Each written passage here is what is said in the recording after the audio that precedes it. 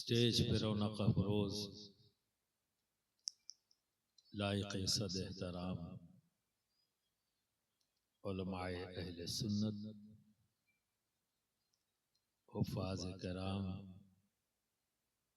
शुअराए इस्लाम और मेरे मुअज़्ज़ज़ सामीन कराम, अस्सलामु अलैकुम व रहमतुल्लाहि व बरकातुहू। अल्हम्दुलिल्लाह अल्हम्दुलिल्लाहि नहमदुहू व नस्तईनुहु व नस्तगफिरुहु व नु'मिनु बिही व नतवक्कलु अलैहि व नऊज़ु बिल्लाहि मिन शुरूरि अनफुसिना व मिन सय्यिआति अमालिना। मन यहदिहिल्लाहु फला मुदिल्ल लहु व मन युद्लिल फला हादिय लहु। व नशहदु अन ला इलाहा इल्लल्लाहु वहदहु वहदहु ला शरीक लहु व नशहदु अन्न सय्यदना व हबीबना व तबीब कुलूबना व शिफाअ सुदूरना व गौसना व मुगीसना व मुईनना व कुतबना व फरीदना व निज़ामना व सिराजना व अलावना व अशरफना व नूर आइनना व मलजाना व मावाना मुहम्मदन अब्दुहु व रसूलुहु। अम्मा बाद, औज़ु बिल्लाहि मिनश शैतानिर रजीम, बिस्मिल्लाहिर रहमानिर रहीम। लइन शकरतुम लअज़ीदन्नकुम। सदक़ल्लाहुल अज़ीम व सदक़ रसूलुहुन नबियुल अमीनुल करीम व नहनु अला ज़ालिका लमिनश शाहिदीन व शाकिरीन वल्हम्दुलिल्लाहि रब्बिल आलमीन। बरादराने मिल्लत इस्लामिया, मैंने आज की इस महफिल के लिए कलाम पाक की जिस आयत करीमा की तिलावत का शर्फ हासिल किया, उस पर गुफ्तगू करने से पहले आइए हम सब मिलकर रहमत दो आलम नूर मुजस्सम अहमद मुश्तबा मोहम्मद मुस्तफ़ा सल्लल्लाहु अलैहि वसल्लम की बारगाह में झूम झूम कर बाआवाज़ बुलंद मोहब्बत के साथ दरूद शरीफ का नजराना पेश कर ले। अल्लाहुम्मा सल्लि अला सय्यदना मौलाना मुहम्मद व अला आलि सय्यदना मौलाना मुहम्मद मुबारक वसल्लिम सलातु व सलामन अलैका या रसूलल्लाह या हबीबल्लाह या हबीबल्लाह। बिरादराने मिल्लत इस्लामिया, अभी आपने बड़ा प्यारा मंजर देखा कि 3 बच्चों के सरों पर दस्तारे हिफ्ज रखी गई।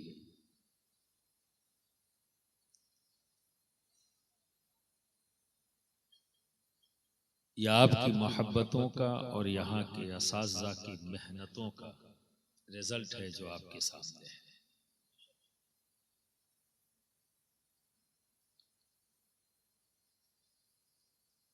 कॉन्सेप्ट अगर क्लियर है, मेरी गुफ्तगू हमेशा यहीं से शुरू होती है, अगर कॉन्सेप्ट क्लियर है तो फिर कंफ्यूजन नहीं होता, और कंफ्यूजन नहीं है तो फिर आदमी बहक नहीं सकता। मशकूक आदमी जिंदगी में कुछ नहीं कर सकता, एक कदम भी आगे नहीं बढ़ पाएगा। इसलिए जो भी सीखो बिल्कुल साफ साफ सीखो, शुकूक व शुबहात न रह जाए ज़हनों में। और कहते हैं ना कि अगर आधी अधूरी बात रह गई तो फिर क्या है, कोई भी चर ज़बान आके तुम्हें बहका देगा।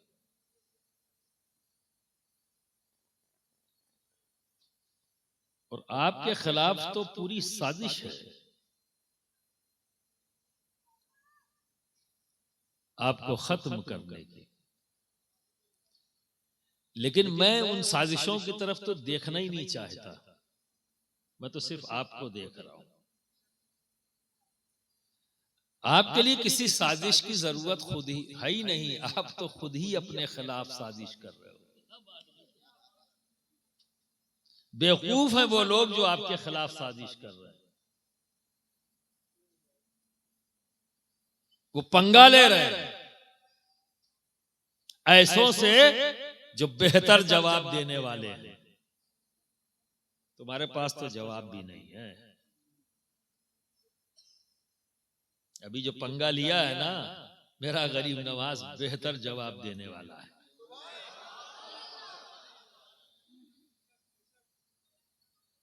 लेकिन ये बताओ, तुम जवाब दे पाओगे और किसको दोगे?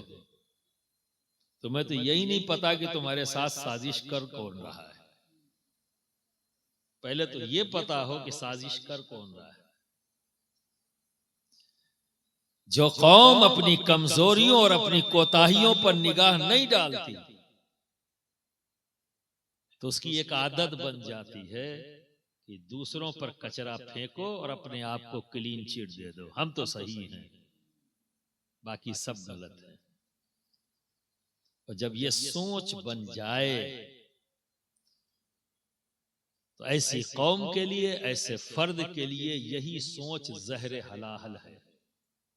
तो खत्म हो गई, कूड़ेदान में फेंकने के लायक वो कौम बन गई। कब संजीदगी इख्तियार करोगे? कौन सा वक्त आएगा दोस्त? और क्या करवाना चाहते हो और क्या देखना चाहते हो?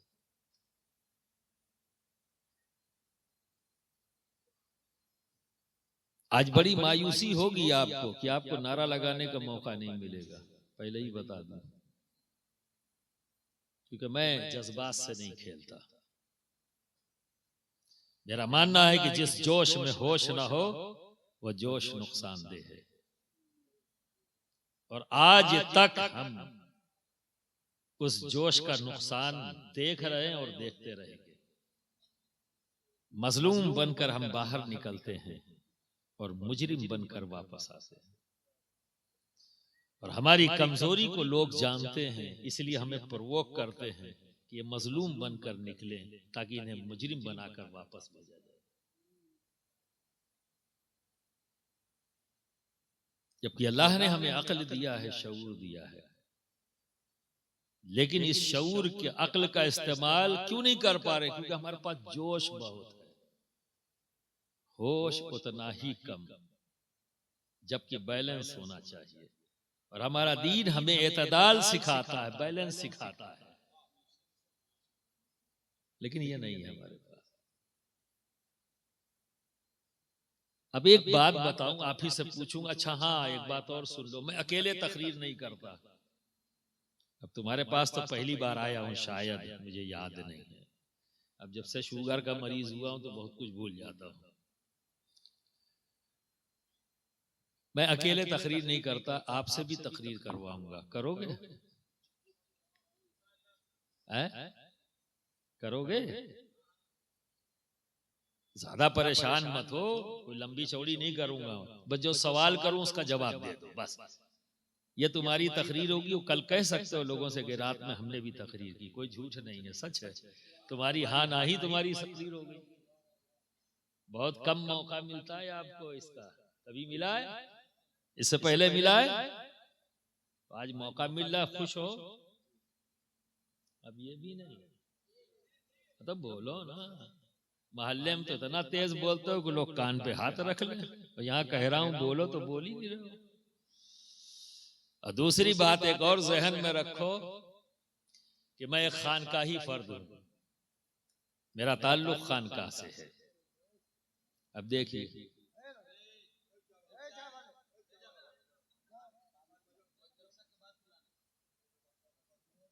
यह हमारी हालत हो चुकी है।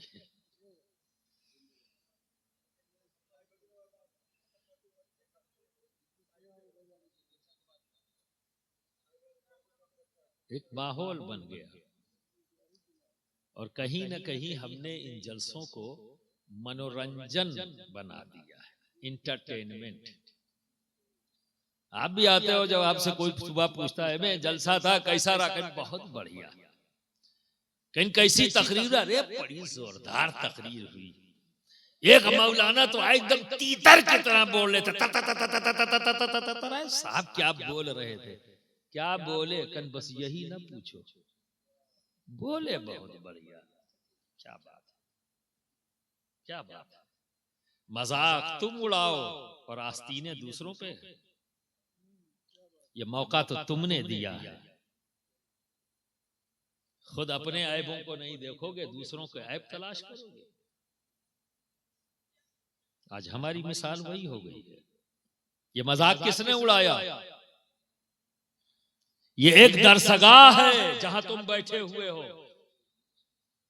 ये कोई मनोरंजन की जगह नहीं कि चाय पियो, खाना खाओ और बैठ के सुनते रहो, जो मन में आए सुनो, सुनो नहीं सुनो तो नहीं सुनो।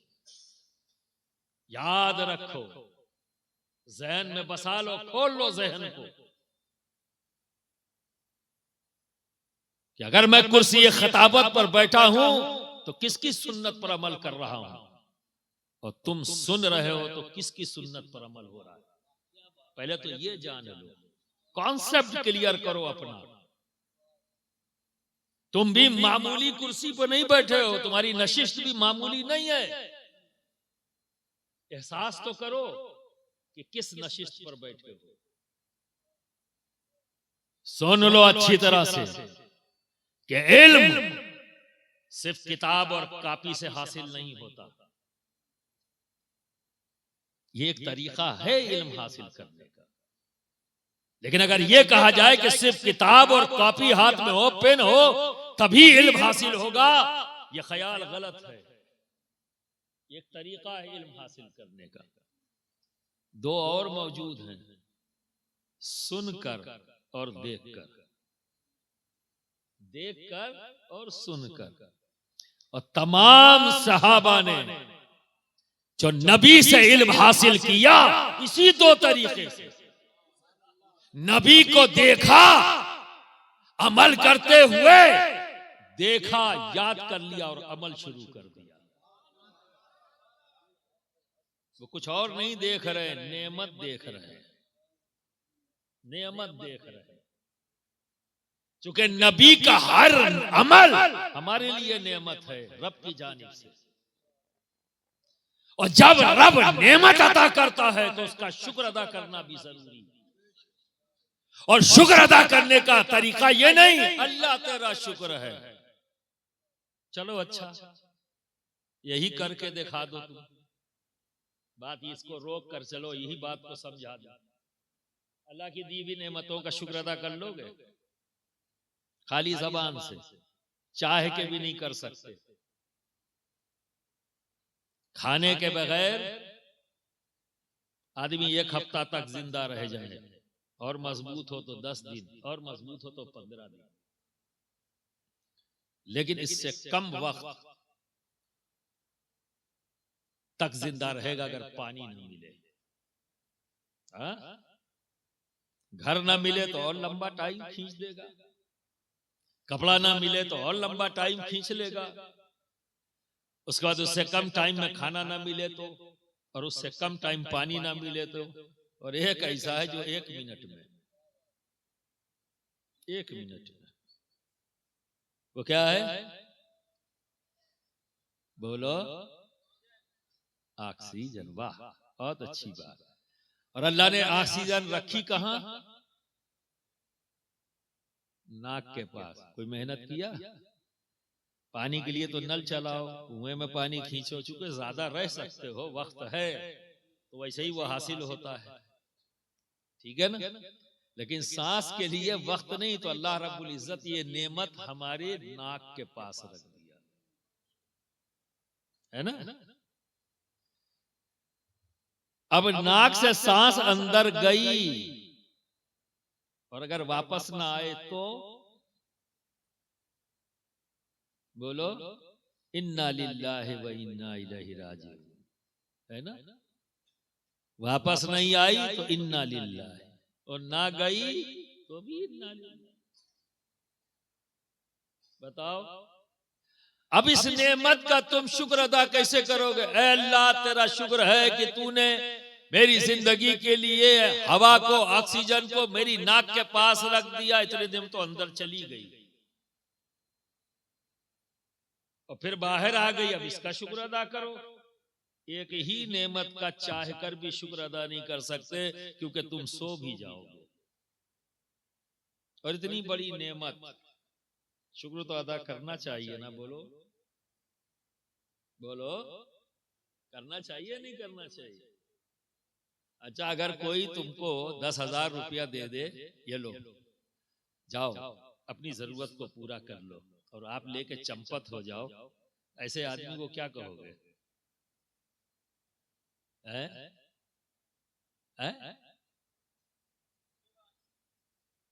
धोखेबाज तो नहीं है, वो धोखा कौन सा दे रहा है? सोच के बता दो।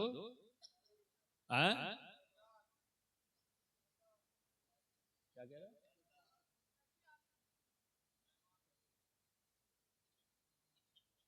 नाशुक्रा, कैसा नाशुक्रा आदमी है यार। एक बार ये भी नहीं कहा भाई आपका बहुत बहुत शुक्रिया कि आपने मेरे वक्त पर मदद की। बोला ऐसे आदमी को नाशुक्रा तो कहोगे ना। और बाकी अब उसके बाद जो तुमने कहा है वो कहीं ना किसी रास्ते से फिट हो सकता है, आसपास आ सकता है। ये जो बुरा आदमी है, कितना गंदा आदमी है यार, कितना भी नहीं कर सका। अब अपने आप को देख लो तुम, इस क्राइटेरिया में कहां खड़े हो जरा। इसीलिए तो मैंने कहा पहले अपने आप को तो देखो, तुम कहां खड़े हो। तुम्हारे साथ कोई दुश्मनी नहीं कर रहा है, तुम खुद कर रहे हो अपने साथ दुश्मनी। तुम दुश्मनी करना छोड़ दो अपने साथ, अपने वजूद के साथ साजिशें करना छोड़ दो, अपने वजूद से दोस्ती कर लो दोस्त, अपने वजूद से मोहब्बत कर लो, अपने अंदर कामयाब होने का जज्बा पैदा कर लो। तुम तो खुद चाहते हो कि हम पस्ती के आलम में रहें, पीछे से पीछे रहें, सबसे पिछली सफ में रहें। अब बताओ, अगर कोई इंसान खुदकुशी ही करना चाहे और छलांग लगा दे पानी में, तो लोग क्या कहते हैं? ऐसे आदमी को बचाने वाला भी उसी के साथ चला जाएगा, उसको भी ले डूबेगा। तो पूरी के पूरी कौम और मिल्लत का यही हाल हो गया है। ये बातें थोड़ी सी आपको सख्त लगेंगी, थोड़ी सी सख्त, लेकिन मेरा मानना है कि कौम बीमार है, इसे बुखार चढ़ गया है, बीमार हो गई है, दवा देनी है। और दवा इसलिए देनी है कि ठीक हो जाए, सेहतमंद हो जाए कौम। तो मैं ये नहीं देखूंगा कि कड़वी दूं कि मीठी दूं, मैं ये देखूंगा कि ठीक कैसे होगी। बोलो, यही जिम्मेदारी तो बनेगी एक डॉक्टर की कि मरीज ठीक हो जाए, पर उसके ऊपर यह शर्त नहीं लगाई जा सकती कि तुम मीठी दवा दो तभी हम ठीक होना चाहते हैं। आपकी ख्वाहिश यही होगी हम ठीक हो जाए, है ना, और ऑपरेशन वगैरह सब कुछ कराने के लिए तैयार हो जाते हैं। क्यों? क्योंकि तुम चाहते हो कि तुम सेहतमंद हो जाओ। ये तो फौरी तकलीफ उठा लेंगे, लेकिन आगे तो तकलीफ नहीं होगी। तो जहां कॉन्सेप्ट तुम्हारा क्लियर है वहां तुम आगे बढ़ जाते हो, जहां कॉन्सेप्ट क्लियर नहीं वहीं रुक जाते हो। बरादरान मिल्लत इस्लामिया, अभी मैंने देखा कि कुरान की अजमत की गुफ्तगू हुई, तो एक साहब ने बड़ा जोरदार नारा लगाया, बड़ा जोरदार नारा लगाया। अब अगर उन्हीं से पूछ लिया जाए कुरान पढ़ा कितना है तुमने और कितना जमाना पहले कुरान खोला था, तो जवाब नहीं मिलेगा। इसे कहते हैं जिस जोश में होश ना हो, वो जोश उसे कहां ले जा रहा है। अब बताओ, आपने कुरान की अज़मत को समझा होता तो रोज कुरान खोलते। ड्यूटी ही आपने बदल दिया, जुज़दान में रखकर सबसे ऊंचे मुकाम पर रख दिया, कभी खोला नहीं। और सबसे ज्यादा घड़ी अगर कोई मुसलमान को देखता है तो मालूम कहां देखता है? मस्जिद में। मैंने तो आज तक नहीं देखा घड़ी देखते हुए कहीं और। सबसे ज्यादा मस्जिद में आप घड़ी देखते हो। क्यों भाई, क्यों? अल्लाह के घर में बैठे हो और बेचैन हो। अब जब तुम्हें अल्लाह के घर में सुकून नहीं मिलेगा तो कौन सी जगह है जहां सुकून मिल जाएगा? कौन सी जगह सुकून तलाश रहे हो? और फिर पीर साहब के पास आए तो हजरत बहुत परेशान है, दुआ कर दीजिए। कौन सी दुआ करें? मस्जिद में जाना ही छोड़ दो,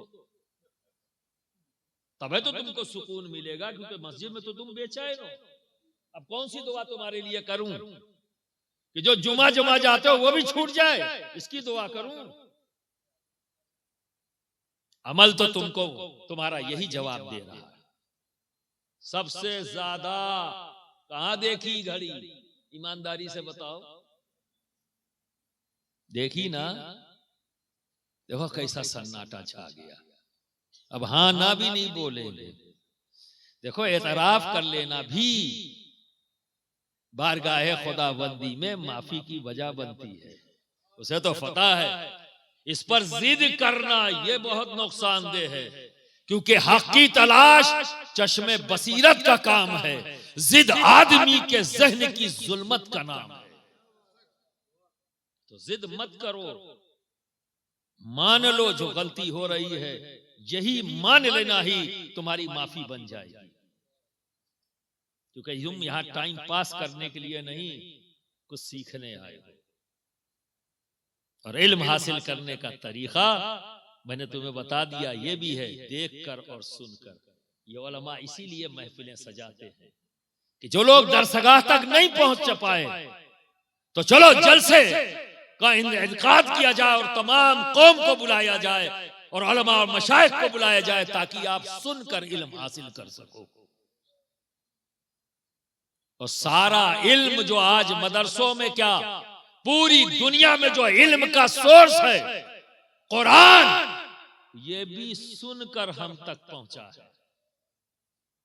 सुनकर हम तक पहुंचा है। तमाम इल्म इसी कुरान से बाहर निकले।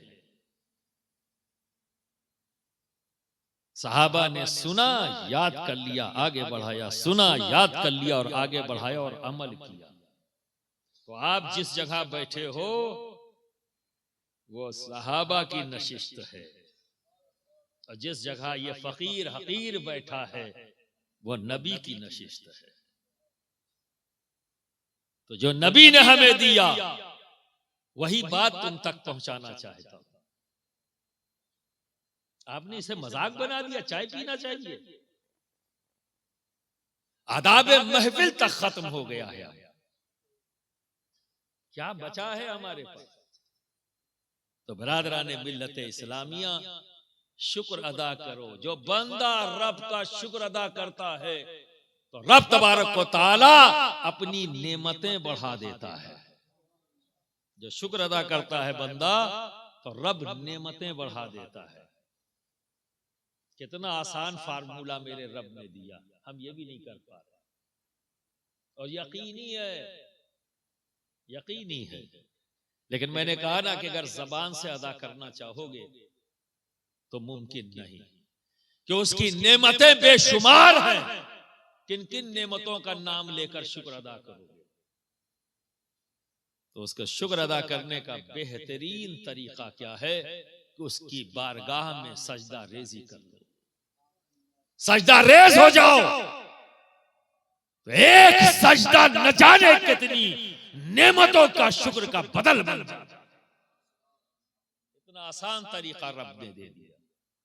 आप वहीं तो सबसे ज्यादा परेशान हो, घड़ी देखते हो। अगर 1-2 मिनट भी खतीब बढ़ा दे अपनी तकरीर में, बेचैन हो गया। मैं अजीब आदमी, इमाम साहब है, खड़े हो जाते तो रुकते ही नहीं है, 5 मिनट ज्यादा हो गया। क्या बता रहे हैं वो? अगर कोई मसला बयान कर रहे हैं, आपको अहमियत का एहसास नहीं, आप बेचैन हो रहे हो, और वो जिंदगी जीने का सलीका बता रहे हैं, कामयाबी का फार्मूला बता रहे हैं, आप बेचैन हैं, घड़ी देख रहे। अरे दरसगाह में नहीं गए, तो वो खतीब मिंबर रसूल पर खड़ा होकर जो बयान कर रहा है उसे गौर से सुनो, क्योंकि सुनने से भी इल्म हासिल होता है भाई। वो यूं ही नहीं खड़ा हो गया, अपनी खिताबत को मनवाने के लिए नहीं खड़ा हुआ, वो मुखलिस है तुम्हारे लिए कि इल्म की दौलत तुम में बांट रहा है और तुम बेचैन हो। करेंसी लेने के लिए तो लाइन लगा लो। और ये बेशकीमती दौलत इल्म जब एक आलिम तुम्हें बांटता है तुम बेचैन नजर आते हो, क्योंकि इसकी हकीकत का तुम्हें इल्म नहीं, इसकी अहमियत का तुम्हें इल्म नहीं। अब मान लो कि खतीब ने कोई शरई मसला बयान किया, इसकी हकीकत जानो। अगर किसी शख्स को यह पता लग जाए कि अगले हफ्ते मर जाऊंगा, अब तो ऐसे मर्ज आ गए हैं जिसमें डॉक्टर भी कहता है कि अब ज्यादा दिन नहीं है भैया, जाओ सेवा करो। बहुत से मर्ज ऐसे आ गए हैं। अब जितनी भी सांसें अल्लाह ने रखी, कोई 10 दिन, कोई 15 दिन, कोई 20 दिन, 1 महीना, 2 महीना, अब तो आ गया ना टाइम पीरियड का, भैया 4 महीने 5 महीने के मेहमान हैं। अब वो सांसों का मामला है, जितना अल्लाह ने रखा वो गया। अब ऐसा आदमी की ख्वाहिश क्या होगी जिसे पता है कि अब मैं बचूंगा नहीं, कोई दवा मुझे फायदा नहीं करेगी, मैं सेहतमंद नहीं हो पाऊंगा, वक्त आ गया है जाने का। तो ऐसे में एक आदमी क्या चाहेगा? बताओ बुजुर्गवार, जब अगर तुम्हें पता लग जाए तो क्या करोगे? सोच के बता दो। अगर ये पता लग जाए, हाँ अच्छी बात, माशाअल्लाह, और क्या करोगे? बहुत अच्छी बात, और क्या करोगे? ख्वाहिश क्या होगी? ऐसा बंदा चाहेगा कि मेरा एक एक लम्हा अब जो बचा है जिंदगी का वो इबादत में गुजर जाए। यही ना? बोलो, सही कह रहा हूं मैं? तो जरा जोर से बोल दो, हाँ या ना। हाँ, ऐसे थोड़ा सपोर्ट करते रहो तो मजा आ जाए। तो मुझे लगेगा नहीं आप समझ रहे हैं, क्योंकि बीच में है अंधेरा, मुझे चेहरा नहीं दिख रहा है। क्या ये मुमकिन है कि एक एक लम्हा तुम्हारा इबादत में गुजर जाए? अमली तौर पर मुमकिन है भाई। नींद आ जाएगी, सो गए, अब जितनी देर सोए उतनी देर तो गायब हो गया। और भी बशरी जरूरतें हैं, उसमें भी टाइम चला जाएगा। पर बंदे की ख्वाहिश तो यही होगी ना, अब तो दुनिया में ज्यादा वक्त नहीं, अब जितना वक्त है जितना ज्यादा से ज्यादा अच्छे अमल कर लूं, नेक काम कर लूं, एक एक लम्हा एक एक लम्हा इबादत में गुजर जाए। पर आपके पास इल्म नहीं, क्योंकि मस्जिद में खतीब को सुना नहीं, बेचैन थे, घड़ी देख रहे थे, और जब जलसे में आए तो चाय पी रहे थे। फोकस चाय पर था, तकरीर पर नहीं था, अल्फाज पर नहीं था। क्या बोल गए आलिम दीन आपने सुना ही नहीं, जिस्म मौजूद था जहन कहीं और था। जब वक्त पड़ा तो खुद के पास जवाब नहीं है, क्या करूं? लेकिन ऐ काश कि इन मौकों का सही इस्तेमाल करे तो वो बंदा परेशान नहीं होगा। उलमा ने फरमाया है, बुजुर्गों ने फरमाया है कि शरीयत का एक मसला जान ले और उसको जानने के बाद उस पर अमल कर ले, तो जितना वक्त उसके पास बचा है, एक एक लम्हा उसका इबादत में शुमार कर लिया। ये बिना सुने जानोगे, पढ़ने लिखने का तो मौका मिला नहीं, तो ये सुनने वाला भी मौका आपने गंवा दिया। जलसों के अंदर मौका मिलता है, मस्जिद में मिलता है, पर गंवा दिया। खुतबा हो जाए, जैसे ही इमाम साहब कहें अल्लाह अकबर, धड़ से खड़े होकर पढ़ा और सलाम फेरा घर के बाहर। इतनी बेचैनी क्यों है दोस्त? क्यों है दोस्त? क्या आप अपने अमल से बता रहे हो? अगर पूछने वाला पूछ ले कितनी जल्दी क्या है, तो जवाब आता है दुकान छोड़ के आए। जवाब आता है खाना नहीं खाया है, भूख लग रही है। जवाब आता है मेरा दोस्त इंतजार कर रहा है। जवाब आता है मुझे फला काम से जाना है।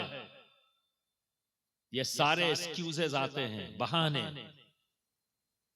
भाई दुकान छोड़ के आए तो क्या हो जाएगा, क्या फर्क पड़ जाएगा? अनजाने में ही सही, पर कितनी बड़ी खता कर रहे हो, सोच लो, गौर कर लो। बताता हूं तुमको, दुकान जाके खोल लोगे तो तुम्हारी दुकान रज़्ज़ाक है? बताओ, रिस्क दुकान देती या अल्लाह है? तो फिर जिक्र इलाही को छोड़कर दुकान पे क्यों भाग गए? फिक्र तो तुमको दुकान की, इसका मतलब तुमने रज़्ज़ाक दुकान को माना।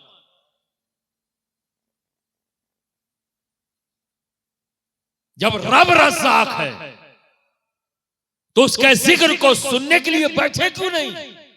तुम्हें दुकान का ख्याल क्यों आया? बिरादरान मिल्लत इस्लामिया, आप बहुत सी चीजों को इस अंदाज में सुनते हो, नारे लगाने के लिए तेज तेज नारा लगा दिया, समझ लिया काम हो गया। उससे इबरत हासिल नहीं करते, उससे नसीहत हासिल नहीं करते, उससे सबक नहीं लेते। लेकिन ये तमाम मिसालें जो रब तबारक व तआला ने रखी, उसके लिए वो कहता है क्यों नहीं गौर करते, क्यों नहीं फिक्र करते? यहीं से तो रास्ते मिलते हैं और हिम्मत मिलती है। खातून जन्नत ने हजरत मौला अली से कहा,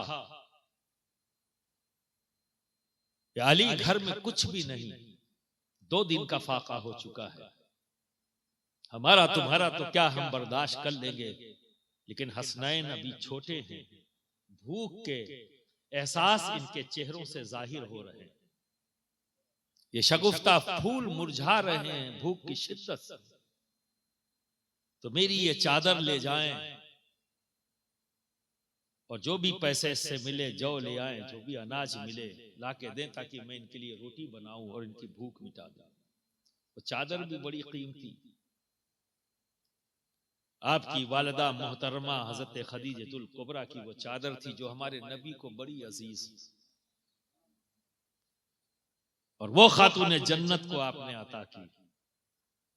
लेकिन वक्त है, हालात हैं, मौला अली घर से निकले चादर को लेकर। रास्ते में एक शख्स बड़ा तंदुरुस्त ऊंट लेकर आया, कहा अली ऊंट देखो कैसा है? कहा बहुत शानदार, बड़ा तंदुरुस्त। कहा अली खरीद लो। यहां तो रोटी का इंतजाम नहीं, ऊंट कहां से खरीदे? तो मौला अली ने फरमाया ऊंट अच्छा है पर खरीद नहीं सकता। तो थोड़ी दूर और आगे गया तो फिर आता है, कहता है अली ले लो, बहुत अच्छा ऊंट है, खरीद लो, पैसा जब चाहे ना देना, मैं तो चाहता हूं बस तुम इसे खरीद लो। कहा कितने में? कहा 300 में। पैसा फौरन तो देना नहीं है, अब बेचने वाला ही इजाजत दे रहा है। तो उसने कहा जब पैसा हो अली दे देना, और मुहार पकड़ा दिया और चला गया। मौला अली ऊंट की मुहार पकड़े हुए आगे जा रहे हैं, तो दूसरी गली से एक शख्स निकल कर आता, कहता अली बड़ा खूबसूरत ऊंट है, बेचोगे? मैं इसे खरीदना चाहता हूं। अली इसे मुझे 600 में दे दो। 300 में बेच के गया और खरीदार कितने का आया? 600 का। अली 600 में दे दो। मौला अली ने उसे मुहार पकड़ा दिया, 600 रुपये उसने दे दिया। उस वक्त की करेंसी जो भी दिरहम रही, अशरफी रो जो भी दे दिया। अगर आप ऐसा सौदा करो तो कैसे करोगे? 600 आए हैं हाथ में, चलो छोटा गोश्त ले ले, मैं बहुत दिन से नहीं खाया है ना, 2-4 कोल्ड ड्रिंक ले लें, 1-2 किलो मिठाई ले लें, अब तो पैसे की गर्मी आई, ये ले लें, वो ले लें, ऐसा कर लें। आप ये करोगे, जबकि आपको करना नहीं है, क्योंकि आप आजाद नहीं हो, आप बंधे हुए हो। और बांध लो अपने आप को, अली ने क्या किया, जब आपके पास 600 आए तो उस आदमी को तलाशना शुरू किया। पहला काम, उस आदमी को तलाश रहे। जब वो आदमी मिल गया तो सबसे पहले उसका पैसा दिया 300 दिरहम। क्या सबक मिला कि जब तुम्हारे पर कोई कर्ज हो तो जैसे ही तुम्हारे पास पैसा आए सबसे पहले कर्ज अदा करो। क्या करना है? कर्ज अदा करो। बेचैन इसके लिए हो, बेचैन इसके लिए नहीं कि बहुत दिन से मुर्गा नहीं खाया, बहुत दिन से ये नहीं खाया, वहां से नहीं किया। पहली जिम्मेदारी यह है कि उससे कर्ज अदा करो। जेब में पैसा है और लेने वाला जब आता तो अच्छा कल आ जाना। कल क्यों आ जाना भाई? तुम अगर किसी को अपने दरवाजे से वापस करोगे रख कर तो तुम्हें भी कोई वापस करेगा। ये दुनिया मुकाफात अमल है, जो तुम करोगे वही तुम्हारे साथ होगा, और यकीन जानो। तो बिरादरान मिल्लत इस्लामिया, उसके बाद फिर मौला ने क्या किया? गए, जिस चीज की जरूरत थी घर को वो सामान लिया, और सामान लेकर घर में खातून जन्नत को दे दिया। अब सो जाना चाहिए था, अब तो काम हो गया, अब तो चलो बिस्तर पे लेटे, अब तो आज का काम खत्म। क्योंकि अगली जिम्मेदारी ये थी घर की जरूरत को पूरा करना। तो मौला अली ने सबसे पहले घर की जरूरत को पूरा किया और घर में दे दिया। फिर क्या किया? उठे और नबी की बारगाह में हाजिर हो गए। क्या किया? नबी की बारगाह में हाजिर हो गए। और जब नबी के बारगाह में हाजिर हुए तो नबी मुस्कुराए, कहा अली क्या खूब सौदा किया तुमने, क्या खूब सौदा किया तुमने। अब अली ये बताओ वो ऊंट बेचने वाला कौन था?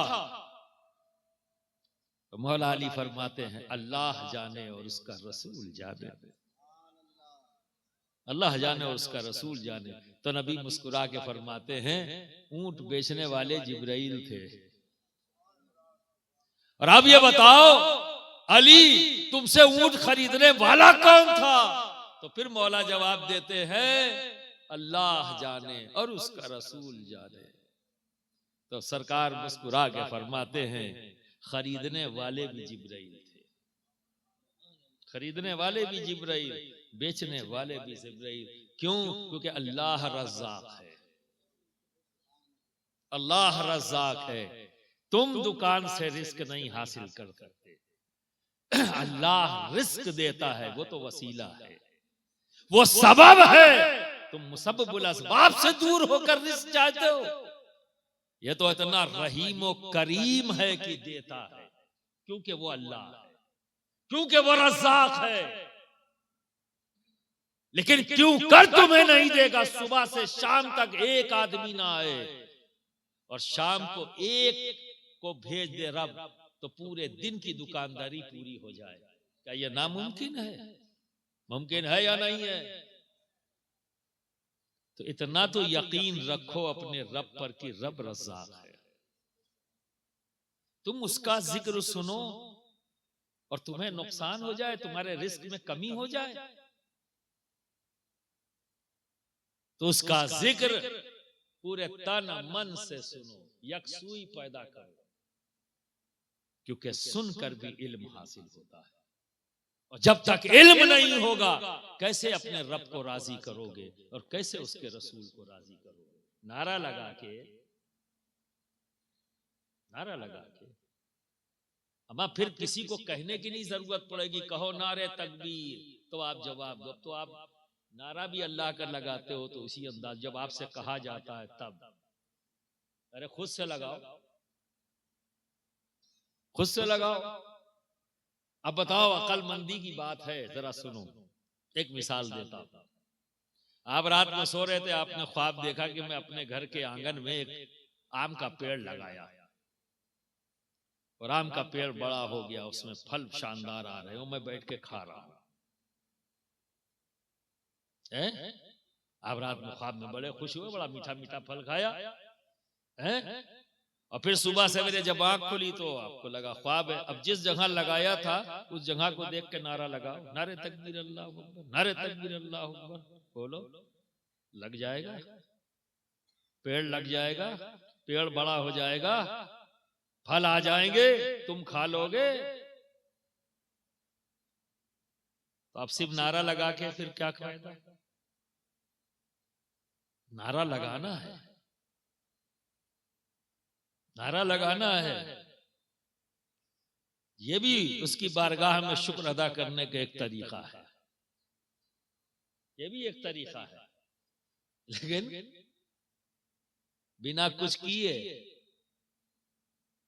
और अब सुनो, एक आदमी एक जगह पर दरख्त लगाता है, उसे पानी देता है, और जब जब उसे हाजत होती है, जिस जिस जरूरत की उस हाजतों को पूरा करता है, तो एक दिन वो दरख्त तैयार होता और उसमें फल आते हैं, और जब फलों से वो दरख्त भर जाता है, और भरे हुए दरख्त को जब देखता है तो किसी को कहने की जरूरत नहीं पड़ती कि कोई कहे नारे तकबीर, तब तुम कहो अल्लाह अकबर।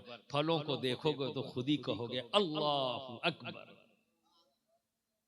अल्लाह अकबर। यह है उसकी नेमतों का शुक्र अदा करने का, यह भी एक तरीका। तो अमल इख्तियार करो, यह है शुक्र करने का तरीका। आज अमल की दुनिया गायब है हमारी। आज दुनिया मुत्तहिद हो गई और आप उतने ही बिखरते चले जा रहे हो, उतने ही ज्यादा बिखरे हुए। एक पेट से पैदा हुए भी आज के दिन में इकट्ठा नहीं। किस पर एतमाद करें? आपका वजूद आईएएस आप नहीं, आईपीएस आप नहीं, डॉक्टर आप नहीं, इंजीनियर आप नहीं, हर जहां आप नदारत। अगर हैं तो दो जगह है सबसे ज्यादा, थाने के मुखबिर और जेल में। यह है आपकी तरक्की का आलम। शर्म नहीं आती? किस चीज में कम है भाई? क्या अल्लाह ने मुझे अक्ल नहीं दी? क्या अल्लाह ने हमें दिमाग नहीं दिया? क्या अल्लाह रब्बुल इज्जत ने हमें अपने बच्चों को पढ़ाने की इस्तिताअत नहीं अता की?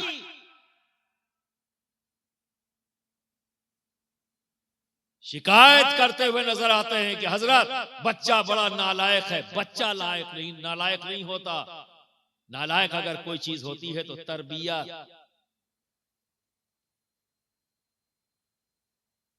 जब वो छोटा था उसे बेजरर समझकर अपनी जवानी के जोश में गुम थे, दुनिया के ग्लैमर में गुम थे। इतना भी वक्त नहीं था कि अपने उस बच्चे की तरफ वक्त निकालते और उसे देखते, उसकी तालीम और उसकी तरबियत पर ध्यान देते। उस वक्त तो ग्लैमर था। पता नहीं था आपको कि आपके घर में 2 कैमरे हैं जो आंख की शक्ल में मौजूद है, एक रिसीवर है जो दिमाग की शक्ल में मौजूद है। वो तुम्हारी सारी हरकतों को देख रहा है। तुम अपने माँ बाप को डांट रहे थे, वो रिकॉर्ड कर रहा था। तुम अपने माँ बाप को तड़पा रहे थे, वो देख रहा था। तुम मियां बीवी आपस में लड़ रहे थे, वो देख रहा था। तुम झूठ बोल रहे थे, वो देख रहा था। तुम फरेब कर रहे थे, वो देख रहा था। तुम अय्याशी कर रहे थे, वो देख रहा था। वो कैमरे तुम्हारे साथ। शायद पहले समझ में नहीं आता, लेकिन अब समझ में आ जाएगा जब से सीसी कैमरा लग गया है। लोग समझते हैं कि मेरे ऐबों को नहीं देखा गया, लेकिन आज सीसी कैमरों को देखकर धरपकड़ हो जाती है बड़े आराम से। तो तुम्हारे घर में भी चलता फिरता सीसी कैमरा तुम्हारी औलाद है। वह सब देख के रिकॉर्ड कर रहा है। वो रिकॉर्ड कर रहा है कि अजान हो रही थी, मेरा अब्बा बीड़ी पी रहा था। अजान हो रही थी, मेरा बाप चाय की फरमाइश कर रहा था। अजान हो रही थी, मेरा बाप मजाक कर रहा था, दोस्तों के साथ ठहाके लगा रहा था। वो बैठा देख रहा है। सब रिकॉर्डिंग हो रही है। जब तुम्हारी जिंदगी का ग्लैमर खत्म हुआ, जब बुढ़ापे की तरफ आए, अब वो जवान हुआ है, उसने कुछ नहीं किया, खाली प्ले का बटन दबाया है, प्ले का बटन दबाया है, तुम्हें दिखलाया है कि तुम कैसे थे, देख लो मेरी शक्ल में, तुमने जो जो किया है देखो मेरी शक्ल में। अब बुरा लगा, अब बुरा लगा, अब उसके ऐब नजर आ रहे हैं, क्योंकि अब तुम्हारी जिंदगी का ग्लैमर खत्म हो चुका, तो वो तुम्हारी नजरों में आ रहा है, यार ये तो गलत है। तब आप दौड़ रहे हैं मौलाना साहब के पास, ताबीज दे दो लड़का लायक हो जाए, पीर साहब दुआ कर दो लड़का लायक हो जाए। तुमने लायक बनाया ही कब? लायक बनाने की फिक्र कब की? और जब पूछा जाए यार इतना भाग दौड़ क्यों रहे हो, अरे क्या करें, मेहनत नहीं करेंगे तो पैसा नहीं कमाएंगे तो इज्जत नहीं मिलेगी, मेरा बच्चे जिंदगी अच्छी नहीं गुजारेगा। जमीन बना रहे हैं, मकान बना रहे हैं, दुकान बना रहे हैं, क्या है मेरा बच्चा अच्छी जिंदगी गुजारे,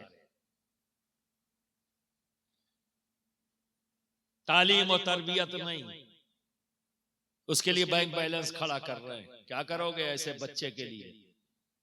किसी काम का नहीं। आंख बंद हुई सब खत्म, सब खत्म कर देगा।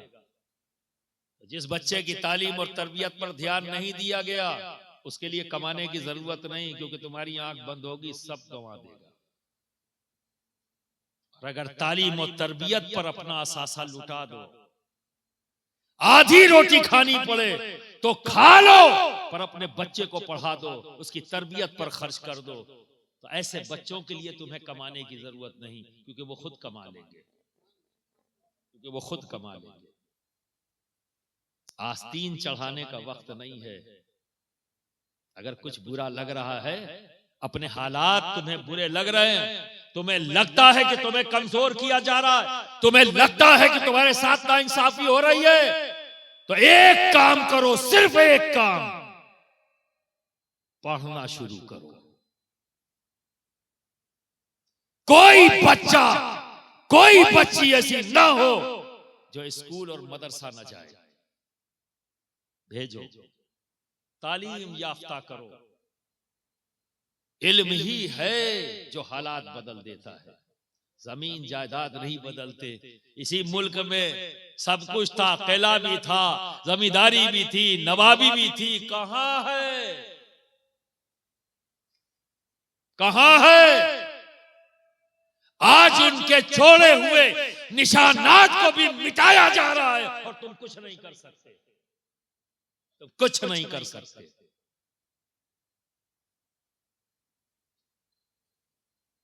क्योंकि तुमने इल्म जैसी दौलत से अपना दामन हटा लिया, इसकी दोस्ती तोड़ ली। बरादराने मिल्लत इस्लामिया, तुम उस नबी पर ईमान लाए हो जिस नबी पर पहली वही जो आई, जो पहला कलाम मेरे रब ने किया वो यही था, इक़रा, पढ़ो। आप गायब, आप गायब। तो बरादराने मिल्लत इस्लामिया, गुफ्तगू थोड़ी सी सख्त जरूर है, पर क्या करूं, मुझे लगता है कि मिल्लत बीमार है, मुझे लगता है मिल्लत बीमार है। तालीम पर ध्यान दो। अगर नारा ही लगाना है, बहुत शौक है तुम्हें नारा लगाने का, तो एक नारा ये भी लगा दो, आधी रोटी खाएंगे पर बच्चों को पढ़ाएंगे। एक नारा ये लगा दो, और अमली नारा होना चाहिए। ये उलमा, ये मदरसे, आप देखिए आपने कितना इनके साथ बास टाइम जुल्म किया है। जो दिल से लगे हैं उनका मैं शुक्रगुजार हूं, और बारगाह खुदाबंदी में दुआ गो हूं कि अल्लाह रब्बुल इज्जत उनकी इस दीनी खिदमत को कबूलियत अता फरमाए। लेकिन मैं उन लोगों के लिए कहूंगा जो मौलाना को देखकर हट लेते हैं, ऐसा ना मौलाना चंदा मांग ले, है ना, उसके बाद अपने दोस्त से बड़े मुस्कुरा के कहते हैं, देखा तेरी निगाह देखो कितनी तेज है, मौलाना कितनी दूर से आए थे, मैंने देख लिया, अभी सामने आ जाता तो कहीं सना चंदा मांग ले, तो निकल लिया मैं। देखो मेरी निगाह कितनी तेज है, वाह क्या निगाह पाई है। कामयाबी सामने आ रही थी, उससे नजर बचाकर भाग गए और अपने आप को कामयाब मान रहे। अब इससे बड़ी बेवकूफी और क्या हो सकती है, इससे बड़ी बेवकूफी क्या हो सकती है। बिरादरान मिल्लत इस्लामिया, ये उलमा जब आपसे इदारे के लिए कुछ कहते हैं, ताउन की बात करते हैं, तो क्या अपने लिए? आज ये 3 बच्चे जो पढ़कर बाहर आए हैं, कुरान को अपने सीने में महफूज किया है, तो ये कौम मिल्लत ही के तो बच्चे हैं। किस आलिम के रिश्तेदार हैं भाई, बताओ किसके खानदान के हैं? अरे बस बच्चे तो ऐसे जो एक दूसरे से दूर दूर का भी राब्ता नहीं होता, लेकिन उसके बावजूद भी ये उलमा मेहनत से उन्हें पढ़ाते हैं, उनकी तरबियत करते हैं, और उसके बाद फिर आपके दरमियान आते हैं ताकि उनकी जरूरतों को पूरा किया जा सके। और आप हैं कि आपको लगता है कि यार ये हमारे ऊपर बोझ बनते जा रहे हैं। तो बिरादरान मिल्लत इस्लामिया, कोई हुक्म ऐसा नहीं है जिसे इतनी बार रब ने रिपीट किया हो, पर एक हुक्म ऐसा है जिसे अल्लाह रब्बुल इज्जत ने कुरान में 24 बार कहा, 24 टाइम्स। वो क्या है? मेरी राह में खर्च करो, मेरी राह में खर्च करो। 24 टाइम, देने वाला भी वही, खर्च का हुक्म देने वाला भी वही, ठीक है। पर अब मैं आपकी पोजीशन बताता हूं। मेरा मकसद यह है कि आज जो जुमूद है ना दिमाग पर, उसमें थोड़ी सी हलचल पैदा हो जाए। कभी कभी जब जुमूद तारी हो जाता है ना, तो पानी के ऊपर एक पूरी लेयर जम जाती है, अंदर कुछ पता नहीं लगता। जब हिलता है तो पानी थोड़ा साफ हो जाता है। ऊपर की लेयर को तोड़ना चाहता हूं जिसने सब छुपा रखा है। आज मैं चाहता हूं थोड़ी सी हलचल मचे, कुछ सोचो। कुछ सोचना शुरू किया कि नहीं? बोलो, बुरा लग रहा है? उम्मीद भी मत करना कि हम वो तकरीर करेंगे जिसमें तुमको मजा आवे। हम वो करेंगे जो तुम्हारे लिए फायदेमंद है, क्योंकि हम तुम्हारा मनोरंजन करने नहीं आए हैं, तुम्हारी इस्लाह करने आए हैं। मुझे पता है कि मुझे क्या करना है, और आपको भी पता होना चाहिए कि आपको क्या लेना है। तो बिरादरान मिल्लत इस्लामिया, एक बात का बड़ी ईमानदारी से जवाब देना, पूरी ईमानदारी से, और सब लोग मिलकर जवाब देना।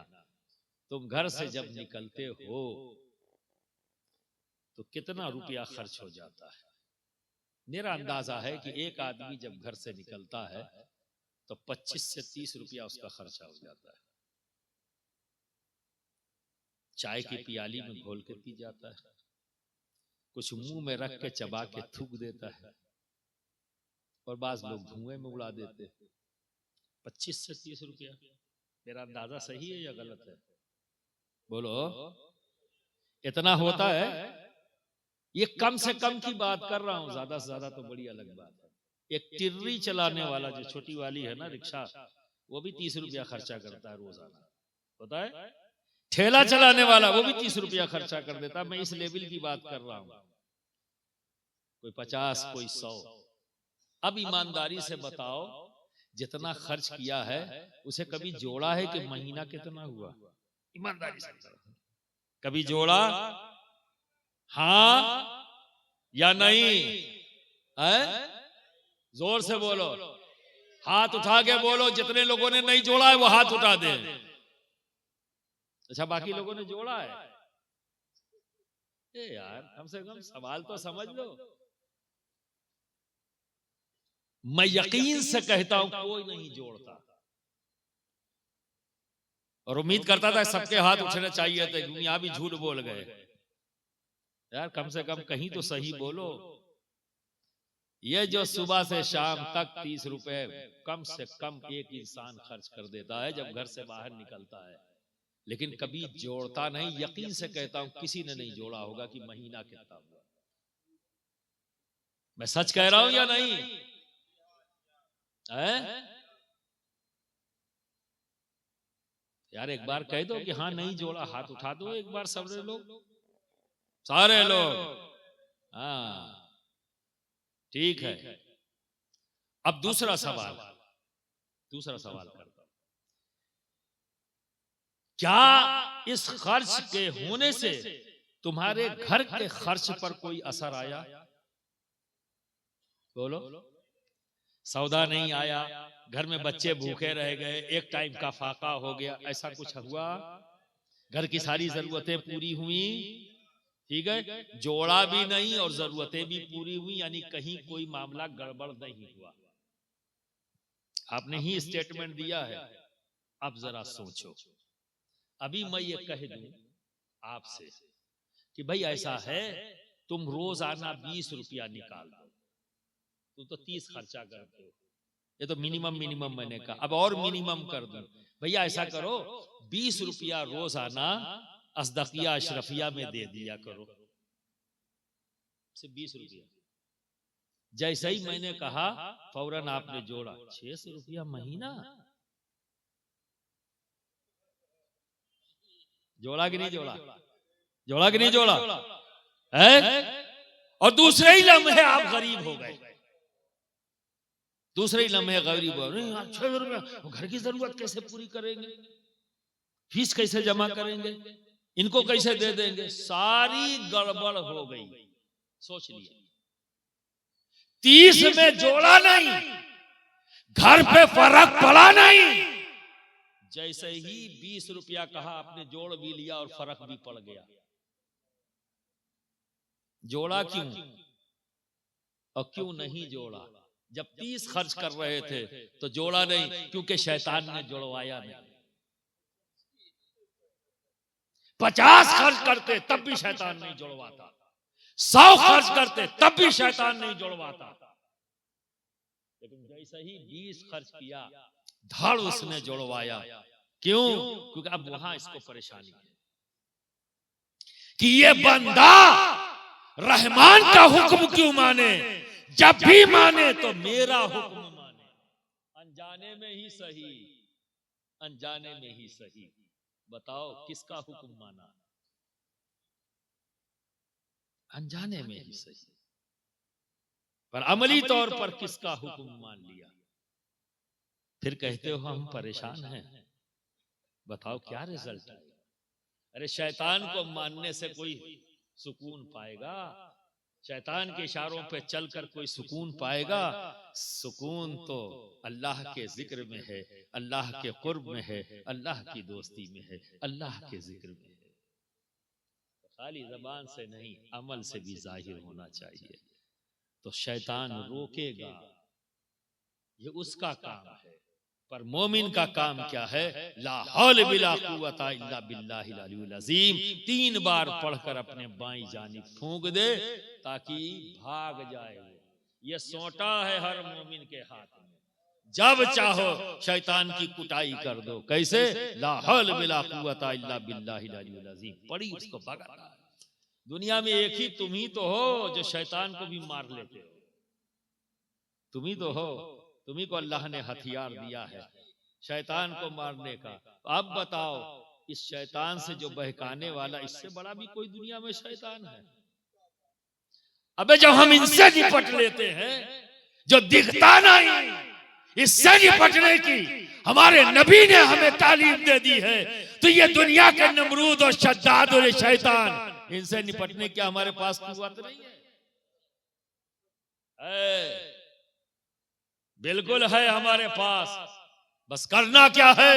अपने नबी की तालीम के मुताबिक जिंदगी गुजारना शुरू कर दो, इल्म से दोस्ती कर लो ताकि तुम्हें पता लग जाए कि कमजोरी क्या है, मजबूती क्या है, सच क्या है, गलत क्या है, रजा क्या है और रब किस चीज से राजी नहीं, ये क्या है।